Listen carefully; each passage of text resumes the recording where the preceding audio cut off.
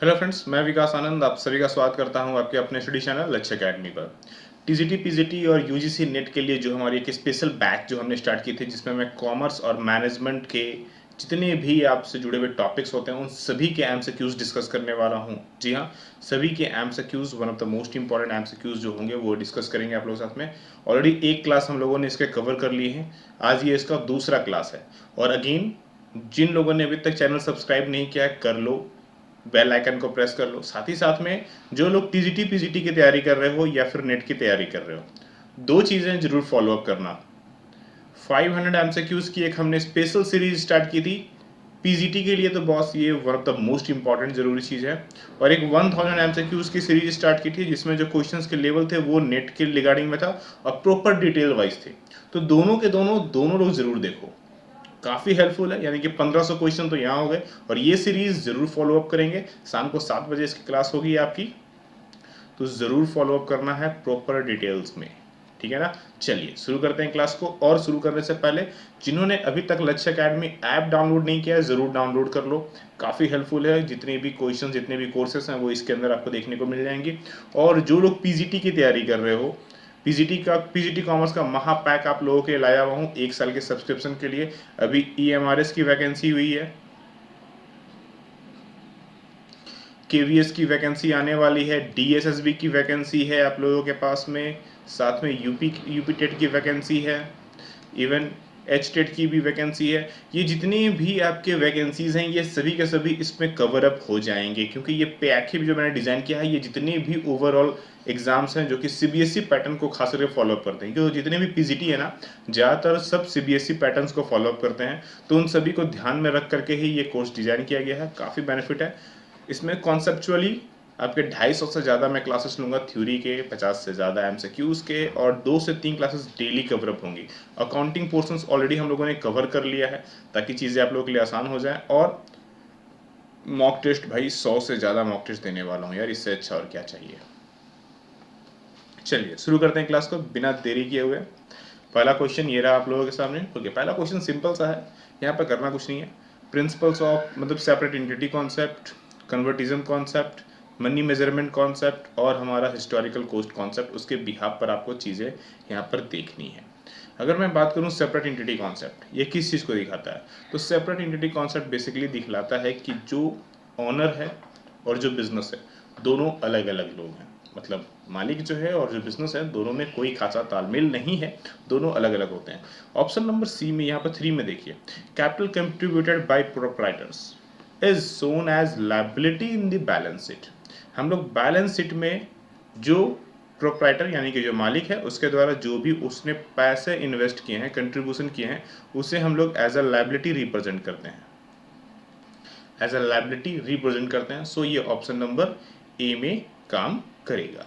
One का ए का 3 होगा, ए का 3 देखो यहाँ पर ये ऑप्शन तो आपका ऐसे ही कट गया। ओके, कन्वर्टिज्म कॉन्सेप्ट, कन्वर्टिज्म कॉन्सेप्ट क्या बोलता है? बेसिकली कन्वर्टिज्म कॉन्सेप्ट जितने भी पॉसिबल लॉसेस हैं उनको दिखलाता है। इसके अलावा अगर आप जो हमारी इन्वेंट्री होती है यानी कि जो स्टॉक्स होते हैं उनके वैल्यूएशन का काम भी हमारा कन्वर्टिज्म कॉन्सेप्ट करता है। ये क्या कहता है कि जो कॉस्ट प्राइस है और जो मार्केट प्राइस है दोनों में से जो कम होगा उसे ही आप अपने अकाउंट में ट्रीट करोगे, विच एवर इज लेस उसे ही आप अपने अकाउंट में ट्रीट करोगे। यानी कि ये बी नंबर इसको दे दो, इसको आप 4 नंबर दे दो। देखो 2 का 4 देखो, ये भी कट गया, अब ये भी कट गया। अगर आपको दो कॉन्सेप्ट भी अच्छे से पता है तो आपको आपका आंसर मिल चुका है। बाकी नहीं भी पता है तो काम बन जाएगा, बट पता होना चाहिए। मनी मेजरमेंट क्या बोलता है? मनी मेजरमेंट बोलता है कि जितनी भी अकाउंटिंग ट्रीटमेंट है भैया सभी के सभी पैसे में कन्वर्ट होने कंपलसरी हैं। कोई ट्रांजेक्शन अगर पैसे में कन्वर्ट नहीं होता है देन रिकॉर्ड नहीं करेंगे। लाइक हॉनेस्टी, पंक्चुअलिटी, ये चीज़ें किसी भी एम्प्लॉय के ऑर्गेनाइजेशंस में जितने भी एम्प्लॉयज़ हैं उनको रुपए में कन्वर्ट कर सकते हैं क्या? जी नहीं यार, पंक्चुअलिटी और हॉनेस्टी कैसे कन्वर्ट करोगे? ये तो फीलिंग्स है, लोगों की ईमानदारी है। तो ये ट्रीट नहीं करेगा कौन? हमारा मनी मेजरमेंट कॉन्सेप्ट इसको ट्रीट नहीं करता है। और कॉस्ट कॉन्सेप्ट की बात किया जाए, हिस्टोरिकल कॉस्ट कॉन्सेप्ट, तो ये बोल रहा है कि प्लांट एंड मशीनरी को जिस कॉस्ट पे आपने खरीदा उस पर दिखलाओ, साथ ही साथ उसमें क्या लेस करते रहो, आपकी जो डेप्रिसिएशन हो रही है उसको सब्ट्रैक्ट करते चलो। क्लियर है यहाँ पर? तो आई होप चीज़ें ज़्यादा अच्छे से क्लियर हुई होंगी। Option number B is the right answer. ठीक है, चलो अगले क्वेश्चन पर आगे बढ़ते हैं। ओके, अगला क्वेश्चन है, इनमें से यहाँ पर कौन सा इनकरेक्ट है? देखो फॉर्मूले याद रखने पड़ेंगे तभी जाके काम बनेगा। मार्जिन ऑफ सेफ्टी बराबर क्या होता है? प्रॉफिट बाय पीवी रेशियो, बिल्कुल सही है ये। पीवी रेशियो का फॉर्मूला क्या होता है? Change in contribution by change in sale into 100, again ये भी सही है। कंट्रीब्यूशन में जिस प्रपोर्शन में चेंजेस आता है, सेल्स में जिस प्रपोर्शन में चेंजेस आता है, दोनों के प्रपोर्शन को निकाल के मल्टीप्लाई किया जाता है और वो पीवी रेशियो को कैलकुलेट करता है। Break even point in units की बात हो रही है। Fix cost by contribution per unit, again ये भी सही है भैया, मतलब चौथा ही गलती होगा। Required sale to earn desire profit by PV ratio, नहीं ये गलत हो गया। तो राइट फार्मूला क्या है? अगर मैं बात करूं यहां पर तो होता है fixed cost plus desired profit by PV ratio. मतलब यहाँ जो मिसिंग पॉइंट है वो क्या है हमारा? प्लस फिक्स कॉस्ट, तब जाके ये फॉर्मूला करेक्ट हो जाता। चीजें क्लियर है? चलो बहुत बढ़िया। ओके, अगले क्वेश्चन में एक हमारे पास सर्टेन है, एक रीजंस है, हमें बताना है कौन सही कौन गलत। सबसे पहले चेक करके पढ़ो सही और गलत, देन जाके राइट एक्सप्लेनेशन और नॉट वाली चीज़ों में उतरेंगे। ठीक है ना? Management is a set of principle relating to its functions. बोला जा रहा है कि जो मैनेजमेंट है वो बेसिकली पूरे के पूरे management as a set of principles, proper एक सेट ऑफ प्रिंसिपल है जो कि ऑर्गेनाइजेशंस के फंक्शंस के लिए इंपॉर्टेंट है। अगेन सही बात है बॉस, ठीक है ना? जो कि जुड़ा हुआ किससे है हमारा? उसके फंक्शन से जुड़ा हुआ है, प्रॉपर है। Management is essential to run all type of organisation.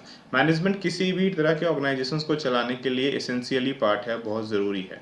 बिल्कुल ये भी सही है। सिर्फ ऑर्गेनाइजेशंस को क्या, पूरी लाइफ को भी, आपकी लाइफ में आपकी पढ़ना है, आप सपोज इस एग्जाम की तैयारी कर रहे हो, इसको भी निकालने के लिए एक प्रॉपर मैनेजमेंट करने की ज़रूरत होती है, प्रॉपर वे में चीज़ों को पढ़ना ज़रूरत होता है, प्रॉपर वे में चीज़ों को जानने की ज़रूरत होती है।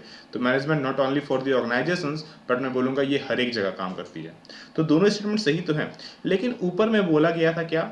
Principal relating to its function, ये एक प्रिंसिपल है। Management is a set of principle, proper set of principle है पूरे फंक्शन का। तो क्यों है? इसका रीजन यहाँ पर ये नहीं बता रहा है, ये रीजन नहीं बता रहा। दोनों स्टेटमेंट सही है बट रीजन नहीं बता रहा। रीजन नहीं बता रहा इसका मतलब ये नॉट अ राइट एक्सप्लेनेशन, ये प्रॉपर एक्सप्लेनेशन नहीं कर रहा है। Option number B is a right answer. ठीक है ना? जब तक आपको क्यों वाला आंसर ना मिले तब तक आप उस समझ लेना कि भाई ये उसका एक्सप्लेनेशन नहीं है। ठीक है, चलो अगला क्वेश्चन देखते हैं। ओके, अगला क्वेश्चन है हमारे पास, बोला जा रहा है the central bank can significantly influence the saving, investment and consumer spending in the economy through which of the following policy. यहाँ पर हमारे पास 4 पॉलिसी दिए गए हैं, इनमें से जो सेंट्रल बैंक है यानी कि जो हमारा आरबीआई है वो किसकी मदद से पब्लिक की सेविंग, पब्लिक की इन्वेस्टमेंट, कंज्यूमर की स्पेंडिंग मनी यानी कि परचेजिंग पावर को, मतलब पूरी इकोनॉमी को कंट्रोल कर सकता है बड़े आसान से। उसको मतलब उसको इन्फ्लुएंस करता है, कंट्रोल करता है। Influence in the sense of वो कंट्रोल करता है। कौन कौन सी पार्ट है? तो यहाँ पर सबसे पहले तो इन चारों पॉलिसीज़ के बारे में पता होना चाहिए। चलो मैं एक बेसिक ओवरव्यू दे देता हूँ ताकि चीज़ों को आपको अच्छे समझ में आए। देखो अगर मैं बात करूँ फिजिकल पॉलिसी, तो बेसिकली ये इस्तेमाल होता है गवर्नमेंट के प्लान्स के लिए, जिसमें गवर्नमेंट अपने जो भी उसको टैक्सेस कलेक्शन करने हैं वो देखती है, जो अपने उसके एक्सपेंसेस हैं उसके बारे में जानती है, जो उसके पास रेवेन्यू आने वाला है उसके बारे में बेसिकली वो कैलकुलेट करती है। अगर मैं बात करूँ मॉनेटरी पॉलिसी में बेसिकली एक टूल्स की तरह इस्तेमाल होता है। मॉनेटरी पॉलिसी में ना लॉट्स ऑफ टूल्स इंक्लूड किए गए हैं, आप बोल सकते हो, जिसमें आपका आ जाता है मोस्ट इम्पॉर्टेंट CRR, SLR, फिर आपका हो गया रेपो रेट, फिर रिवर्स रेपो रेट,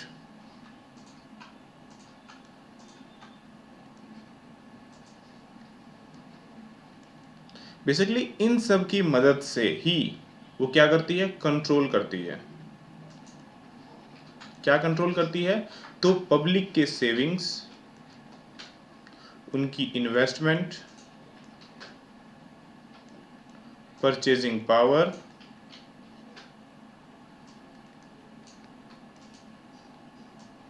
इन सबको वो कंट्रोल करती है। मतलब राइट आंसर तो आपको मिल गया बॉस, मॉनेटरी पॉलिसी, इसी के दम पर वो कंट्रोल करेगी। अच्छा, बात करते हैं इंडस्ट्रियल पॉलिसी यानी कि आईपी के बारे में बात किया जाए तो ये एक इन्वेस्टमेंट पॉलिसीज है या इन्वेस्टमेंट का एक तरीका है, ठीक है, कि क्या इन्वेस्टमेंट होने वाली है, क्या इन्वेस्टमेंट की स्ट्रेटेजी होगी, और ये किसके किसके साथ में काम करती है। तो बेसिकली ये प्राइवेट प्लस पब्लिक दोनों कंपनी को मिला के, दोनों चीज़ों को मिला करके क्या होने वाला है, किस तरह से हम इंडस्ट्री को ग्रो कर सकते हैं, किस तरह इंडस्ट्री को आगे ला सकते हैं, इसकी पॉलिसीज बनाने में हेल्प करती है। अच्छा, फॉरेन एक्सचेंज पॉलिसी जिसे कि फॉरेक्स भी बोलते हैं हम लोग। फॉरेक्स क्या करती है, तो बेसिकली ये बैलेंस ऑफ पेमेंट को चेक करने में हेल्प करती है कि क्या बैलेंस ऑफ पेमेंट है। इसके अलावा जो फॉरेक्स रिजर्व है,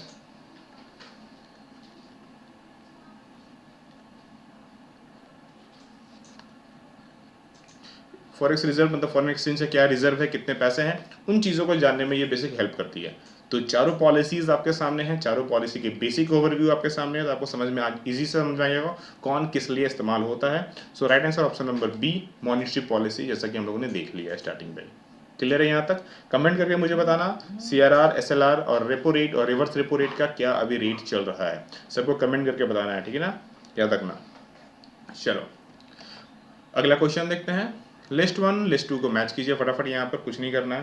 देखो यहाँ पर चीज़ें अगर आप समझोगे, market leader, market challenger, market follower और मार्केट नीस, यहाँ पर 4 अलग अलग सेगमेंट है। बेसिकली ये 4 अलग अलग काम करने के तरीके हैं जिसके दम पर काम किया जाएगा यहाँ पर, ठीक है ना। मार्केट जो लीडर होगा वो क्या करेगा, मार्केट लीडर जो होगा बेसिकली वो मार्केट को, मार्केट लीडर कहने का मतलब क्या हुआ, जो पूरी की पूरी मार्केट में सबसे ज़्यादा वर्चस्व है, तो जाहिर सी बात है वो मार्केट को प्रॉपर तरीके से अटैक करना चाहेगा, प्रॉपर एक्वायर करके रखना चाहेगा। सबसे सिंपल, वो मार्केट को प्रॉपर एक्वायर करके रखना चाहेगा। ओके, 1 का 4, ओके, सिर्फ एक ही क्वेश्चन के दम पर आप इसको आंसर्स कर सकते हो यार, अगर आपको प्रॉपर पता है तो। चलो खैर बाकी भी चीज़ देखते हैं। मार्केट चैलेंजर, जो चैलेंजर है वो क्या करेगा, वो अपने जो राइवल्स हैं, जो अपने जो राइवल्स में कौन हुए, मार्केट चैलेंजर है ना, तो इनके राइवल्स कौन होंगे, सबसे टॉप वाला बंदा, यानी कि जो मार्केट लीडर होगा ये बेसिकली उनको अटैक करेगा और ये उनको बीट करने की कोशिश करेगा, क्योंकि चैलेंजर है ना ये।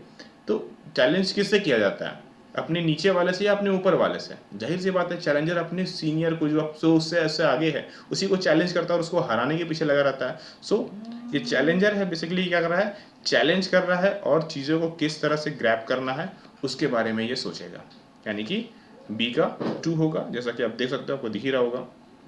फॉलोवर, फॉलोवर कौन हो सकता है, फॉलोवर वो होगा जो फॉलो करेगा, किसको फॉलो करेगा, हॉस्टाइल अटैक्स ऑन राइवल्स, जो बेसिकली जो हमारे राइवल्स हैं क्या तरीके हैं, कैसे वो आगे चल रहे हैं, किन किन चीज़ों को फॉलो कर रहे हैं। मतलब इस पर एक था ना, वो बोला एक ऐड बहुत अच्छा था, पान बिलास पान मसाला वाला, अगर आप लोगों को याद हो तो ठीक है, ऐड जाके देख लेना कि तुम्हारे पीछे करते करते ना वो रजनीगंधा का पीछा करते करते दुनिया में बहुत आगे लीडर तक पहुंच गया था, कुछ इस तरह का ऐड था, देख लेना, कभी कभी कुछ अच्छी चीज़ें सीखने को मिलेगी टीवीज़ में भी, ठीक है। चलो, और नेक्स्ट है हमारा जो नीस पर वर्क करते हैं। तो मार्केट नीच तो बेसिकली जो वर्क करते हैं वो कुछ स्पेशलाइजेशंस पर फोकस होता है, हाई लेवल ऑफ स्पेशलाइजेशन। नीच बेसिकली वहीं पर वर्क होता है, मतलब आप अपनी कुछ स्पेशलिटी को लेकर के मार्केट में उतर रहे हो, तो कुछ आपकी स्पेशलिटी है तो वो स्पेशल हुआ ना, बाकियों से तो डिफरेंट होगा ही ऑलवेज वो। सो ऑप्शन नंबर ए ऑलरेडी हम लोगों ने स्टार्टिंग में ही देख लिया था, ठीक है ना। और अगेन जिन्होंने अभी तक कोर्स इनरोल नहीं किया है ज़रूर इनरोल कर लोगे, महापैक 1 साल की सब्सक्रिप्शन प्लान के साथ में है, डिस्क्रिप्शन में ऐप का लिंक है, ज़रूर ज्वाइन करना। सिस्टमेटिक वे में नहीं पढ़ोगे जॉब नहीं निकलेगा, पढ़ना ज़रूरी है। और इस कोर्स में मैं ऑलमोस्ट आप लोगों को 1500 से ज़्यादा एमसीक्यूज प्रोवाइड करने वाला हूँ। जी हाँ, 1500 से ज़्यादा एमसीक्यूज इसमें प्रोवाइड करूँगा, जो कि आपके लिए one of the most beneficial होगा। और वो सब जो एमसीक्यूज होंगे ज़्यादा, तो उसमें से बहुत रेयर ही एमसीक्यूज आपको यूट्यूब वाले सेक्शन पे देखने को मिलेंगे। इनके एमसीक्यूज अपने सेपरेट एमसीक्यूज होते हैं जो कि एग्जाम्स के लिए काफ़ी ज़्यादा बेनिफिशियल होते हैं, ठीक है ना। अगला question, negative working capital implies that, negative working capital कहाँ वर्क करता है। सबसे पहले बात करते हैं नेगेटिव वर्किंग कैपिटल होता क्या है। नेगेटिव वर्किंग कैपिटल का फॉर्मूला क्या होता है? Current asset minus current liability. तो ये नेगेटिव तभी होगा जब करंट एसेट से ज़्यादा करंट लायबिलिटी हो। करंट लायबिलिटी ज़्यादा तभी हो सकता है जब मैं बोलूँगा कि जब आप शॉर्ट टर्म फंड्स का इस्तेमाल अपने फिक्स एसेट में कर रहे होगे, तभी तो आपके फंड्स घटने वाले हैं। So option number B, simple, clear है। चलो अगला क्वेश्चन। ओके, स्टेटमेंट है हमारे पास, the firm should stick to its needs but not necessarily to its needs. बोला जा रहा है कि आप अपनी एम पर फोकस रख करके आगे बढ़ते रहें। आपने जिस चीज़ पर रखा हुआ है फोकस, उसको ध्यान में रख के आगे बढ़ते रहें, बट नॉट नेसेसरली नीज कहने का मतलब सिर्फ एक ही डायरेक्शन पर मैं ऐसे ही चलूँगा और पहुँच जाऊँगा। मतलब क्या होता है ना, एक सिंपल तरीके से समझाता हूँ। बहुत सारे स्टूडेंट्स क्या करते हैं, बुक्स से पढ़े जा रहे हैं, कोई एक पर्टिकुलर बुक्स उठा लिया, 2 पर्टिकुलर बुक्स उठा लिया, 3 उठा लिया, बस उससे पढ़े जा रहे हैं। इससे मतलब नहीं है कि एग्जाम का पैटर्न क्या है, इससे कोई मतलब नहीं कि एग्जाम में क्या पूछा जा रहा है, इससे कोई मतलब नहीं कि एग्जाम में मुझे मेरी गलती कहाँ हो रही है। बस वो एमसीक्यूज किए जा रहे हैं। भाई चीज़ों को समझना जरूरी होता है। कहने का मतलब क्या है, आप अपनी टारगेट को चेंज ना करो, भले रास्ते को आपको चेंज करना पड़ जाए। ठीक है, बहुत सारे लोग अब यहाँ पर क्या ना ऑफलाइन ही पढ़ने में लगे हुए हैं कि हमें ऑनलाइन नहीं जाना है, बट ऑनलाइन के डेट में आज में आपको अच्छे अच्छे एजुकेटर्स जो आपके पास नहीं हैं वो भी दूर से आपके पास आ जा रहे हैं हेल्प करने के लिए, तो उनका बेनिफिट उठाओ। तो ये चीज़ें मिल रही हैं। तो पहला स्टेटमेंट तो हमारा सही है। दूसरा स्टेटमेंट क्या बोलता है, multiple knees is not perfect preferable to single kneeing. बोला जा रहा है कि बहुत सारे नीस से अच्छा है कि एक सिंगल होना चाहिए। देखो ये गलत है।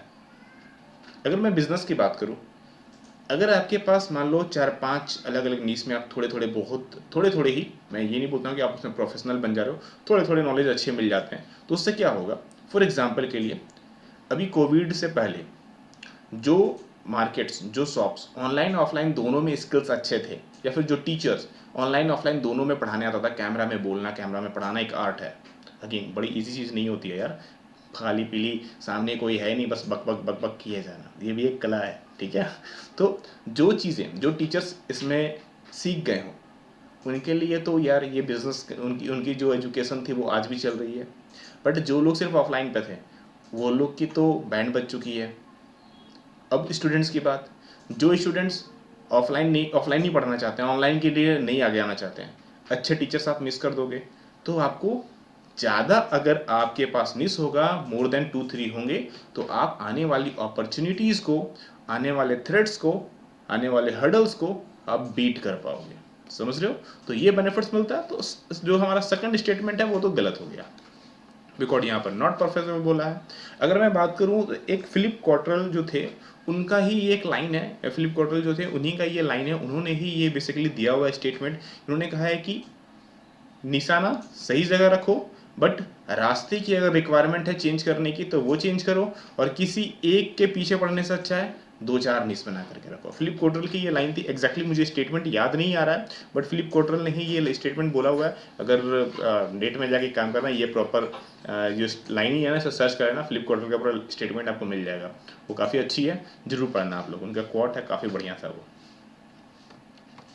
नेक्स्ट है, according to Henry Fayol, Fayol के हिसाब से बात किया जाए, which one of the following combination of qualities are required in manager. एक ऑर्गेनाइजेशन में जो मैनेजर हैं उनके पास कैसी क्वालिटीज होनी चाहिए अकॉर्डिंग टू फ्यूअल, कैसी होनी चाहिए आपको ये बताना है। फटाफट, बहुत सारे यहाँ पर ऑप्शन है, फटाफट चूज कीजिए, बताइए राइट आंसर क्या होगा। बिल्कुल सही, option C is the right answer. Physical अच्छे होनी चाहिए, आपकी मेंटल स्ट्रेंथ अच्छी होनी चाहिए, मोरल अच्छी होनी चाहिए, एजुकेशनल, टेक्निक, एक्सपीरियंस, अल्टीमेटली सब कुछ होना चाहिए आपके पास। फिजिकल अच्छी होगी तभी तो आपकी हेल्थ देख करके आपके एम्प्लॉयज़ ठीक होंगे। मेंटल एबिलिटी अच्छी होगी तभी तो आप दूसरे को भी आप समझा पाओगे क्योंकि आप उनसे सीनियर हो। मोरल अच्छी होगी, पावर अच्छा होगा, स्टेमिना अच्छा होगा, बूस्ट होगा, एनर्जेटिक रहोगे तभी तो सामने वाला भी एनर्जेटिक होगा। अदरवाइज आप लेजी रहोगे तो सामने वाला भी तो वैसे ही कोढ़िया बन जाएगा। ठीक है ना। एजुकेशनल प्रॉपर होनी चाहिए, वो तो खैर कोई उसमें शक ही नहीं है। टेक्निकल नॉलेज होनी चाहिए ताकि आप सिखा सको, और एक्सपीरियंस बहुत होना चाहिए। ताकि आने वाले टाइम पे अगर कोई सिचुएशंस आती हैं, क्रिटिकल कंडीशंस आती हैं, आप उनको अवॉइड कर सको, उनको बीट कर सको। Option number C. चलो अगला question, share allotment account is a, allotment account क्या है? पर्सनल, रियल, नॉमिनल या फिर हमारा इम्पर्सनल अकाउंट? देखो एक चीज़ बताता हूँ, पर्सनल, रियल, नॉमिनल के जितने भी पोर्शंस हैं, जितने भी पॉसिबिलिटीज़ हो सकते हैं, जितने भी लिस्ट हो सकते हैं, सब बना के रखो। पीजीटी वाले केस में भैया एक क्वेश्चन तो फिक्स रख लो, एक क्वेश्चन मैंडेटरी है, मैं बोल देता हूँ, लिख के देता हूँ, एक क्वेश्चन आएंगे ही आएंगे, चाहे एनवीएस हो, केवीएस हो, डीएसएसबी हो, यूपी हो, या फिर जो हमारा ईएमपीआरएस है, किसी का भी हो, आएगा ही आएगा, ठीक है ना। इवन एपीएस में भी आता है, सब में आता है यार, पढ़ो तो सही, ठीक है। Right answer option number A, personal account. Next question, holder of preference share, जो प्रेफरेंस शेयर होल्डर है, will have a right to vote if the dividend remain in arrears for a period not less than. बोला जा रहा है कि जो preference share holder हैं उन्हें वोटिंग की राइट मिल जाएगी अगर जो डिविडेंड है वो कितने समय से अभी तक, मतलब कि रिमेन है, एरर है, बचा हुआ है, 2 साल, 3 साल, 6 साल या 20 साल। एक चीज़ बता दूं, कंपनीज एक्ट 1956 और 2013 एक्ट, दोनों में ये सेम ही था, दोनों में कोई बदलाव नहीं किया गया है। फटाफट चूज करो right answer, option number 2, option number ए, मतलब 2 ईयर्स, 2 साल तक अगर डिविडेंड आपको नहीं दिया गया है, रिमेन है, एरर है, वैसे कंडीशन में आपके हाथ में वोटिंग राइट्स आ जाती है। कंपनीज एक्ट 1956 और 2013 दोनों में ये आपको सेम है, दोनों में बदलाव नहीं है। क्योंकि बहुत सारे लोग कमेंट करेंगे सर बदल गया है, ये हो गया, दिस दैट, बता दे रहा हूँ पहले ही आप लोगों को, ठीक है ना। और अगेन ये थे 10 क्वेश्चन, 10 में से आप लोगों ने कितने स्कोर्स किए, कमेंट करके फटाफट बताओगे, अच्छे से बताओगे। और मैंने आपको एक क्वेश्चन भी दिया था नीचे कमेंट करने के लिए कि CRR, SLR, repo rate, reverse repo rate की क्या परसेंटेज चल रही है, कमेंट करके मुझे नीचे बताओगे। और जिन्होंने अभी तक कोर्स ज्वाइन नहीं किया ज़रूर ज्वाइन करोगे, सिस्टमेटिक वे में नहीं पढ़ोगे बॉस, जॉब नहीं लगेगी, क्योंकि कॉम्पिटिशन जो है ना वो नेक्स्ट लेवल पर है। आप यहीं तक दौड़ रहे हो, बाकी लोग यहाँ से दौड़ रहे हैं, तो ये रेस है, यहाँ थोड़ा सा स्पीड नहीं, बहुत स्पीड की रिक्वायरमेंट है, बढ़ाएं, अदरवाइज आप बैठे रह जाओगे, बाकी लोग जॉब लेकर के निकल भी रहेंगे, ठीक है। चलिए मिलते हैं फिर नेक्स्ट क्लास में, तब तक के लिए पढ़ते रहना। आप सभी लोगों को राधे राधे।